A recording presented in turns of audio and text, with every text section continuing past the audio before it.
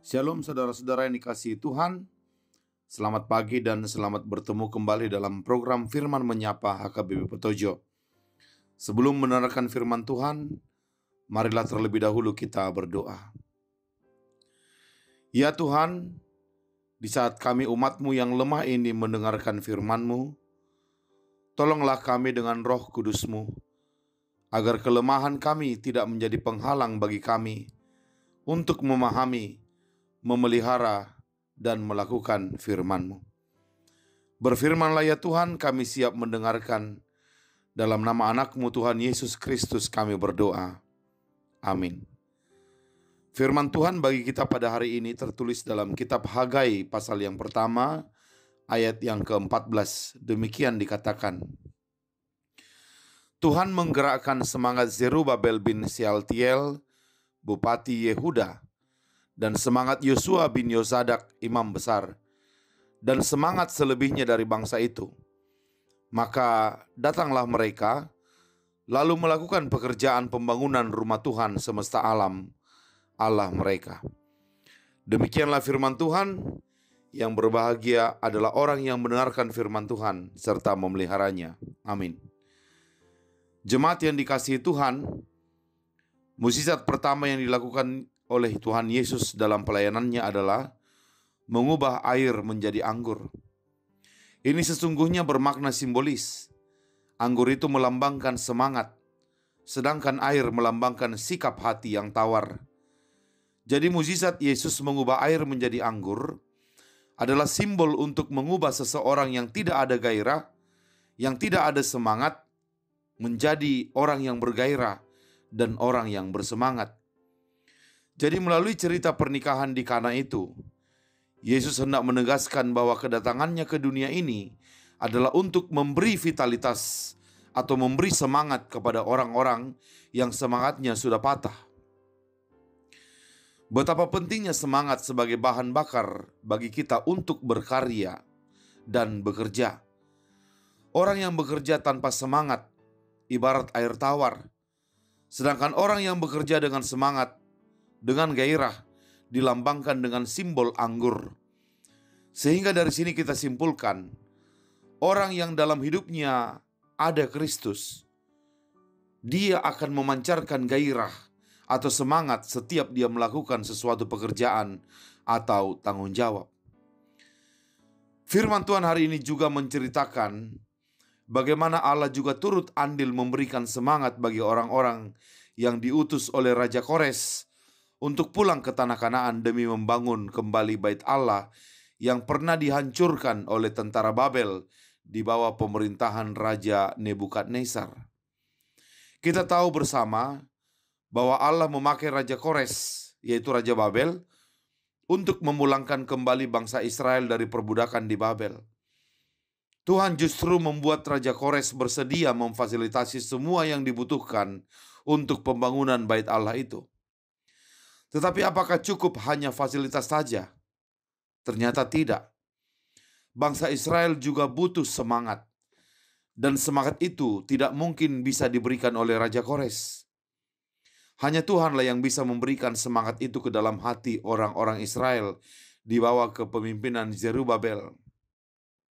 Maka firman Tuhan berkata bahwa Allah memberikan semangat kepada Zerubabel, kepada Yosua, dan juga kepada seluruh umat yang ditugaskan membangun kembali bait Allah yang sudah hancur itu.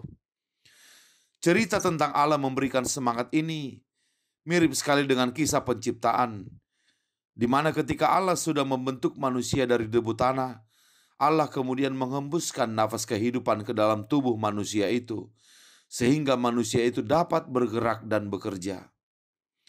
Dari kisah ini kita diajarkan bahwa sebagai debu tanah, kita ini sama saja dengan ciptaan yang lain. Tapi sebagai napas hidup, kita mengandung sesuatu yang ilahi dalam diri kita. Karena itu janganlah kita terlalu sering berkata, apalah aku ini? Aku ini cuma manusia biasa.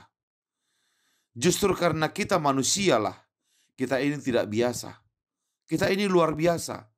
Karena kita mengandung roh Allah di dalam diri kita, yang membuat kita bisa bergairah atau bersemangat dalam melakukan sesuatu. Jadi inilah inti pesan firman Tuhan kepada kita hari ini. Tuhan sudah memberikan rohnya. Tuhan sudah memberikan spiritnya ke dalam hidup kita. Maka dengan spiritualitas itu, kita seharusnya memiliki vitalitas, memiliki gairah hidup, memiliki semangat kerja. Karena memang itulah tujuan Tuhan menghembuskan napas hidupnya kepada kita. Supaya kita menjadi makhluk pekerja yang menghasilkan karya yang tidak biasa-biasa saja. Jadi mari kita perhatikan urutannya. Pertama-tama dan yang utama adalah Allah memberikan kita rohnya, atau Allah memberikan kita semangat. Baru setelah itu kita bekerja. Jangan langsung bekerja tanpa terlebih dahulu diisi oleh Allah. Nanti kita akan sama seperti Marta yang sibuk melayani Tuhan tanpa terlebih dahulu membiarkan Tuhan melayaninya. Akibatnya apa? Akibatnya Marta jadi merasa capek sendiri, mengeluh, bosan, dan akhirnya menyerah. Sementara di sisi lain, Maria, dia memilih untuk mendengarkan Tuhan terlebih dahulu. Dia memilih untuk diisi oleh Tuhan terlebih dahulu. Baru setelah dia merasa penuh, disitulah dia mulai berkarya melayani Tuhan. Dan apa yang Maria lakukan? Sekalinya dia melayani Tuhan, pelayanannya langsung membuat Tuhan senang. Maria menuangkan minyak narwastu yang mahal ke kaki Yesus dan menyekanya dengan rambutnya, dan itu membuat Tuhan Yesus sangat senang dengan perbuatannya. Saudara-saudara, kita ini ibarat mobil yang tangki bahan bakarnya harus diisi terlebih dahulu, baru kita dapat berjalan. Maka pastikanlah kita terisi dulu oleh roh Tuhan, atau oleh firman Tuhan sebelum kita berkarya. Agar pekerjaan kita tidak biasa-biasa saja, melainkan pekerjaan yang luar biasa, yang berdampak besar bagi orang-orang di sekitar kita. Itulah pesan firman Tuhan yang pertama bagi kita.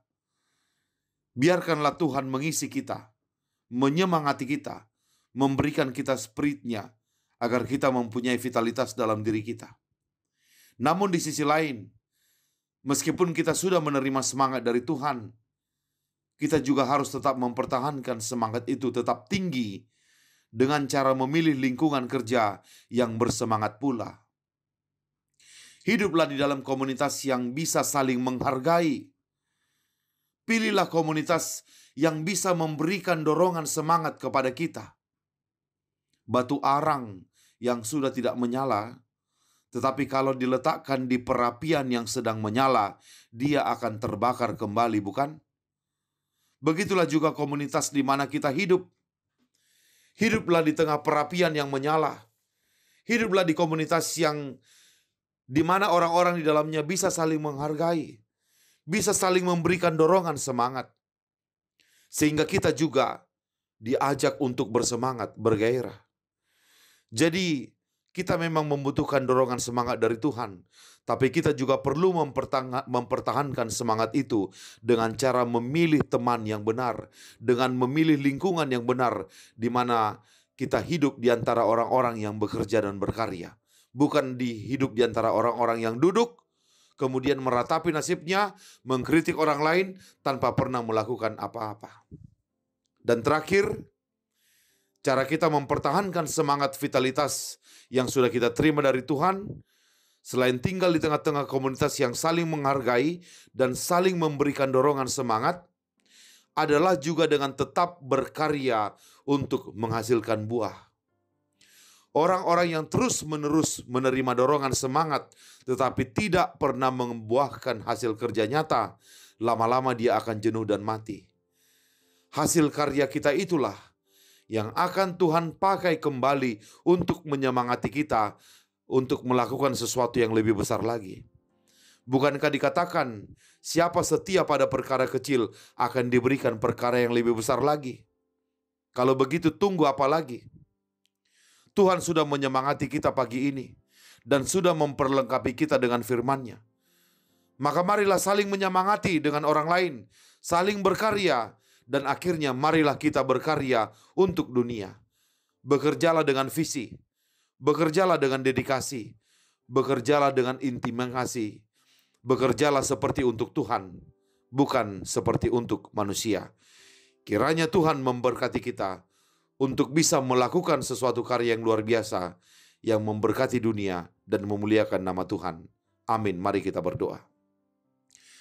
Terima kasih Tuhan, melalui firman hari ini kami diingatkan agar kami jangan pernah bekerja tanpa terlebih dahulu diisi oleh Tuhan, tanpa terlebih dahulu disemangati oleh Tuhan.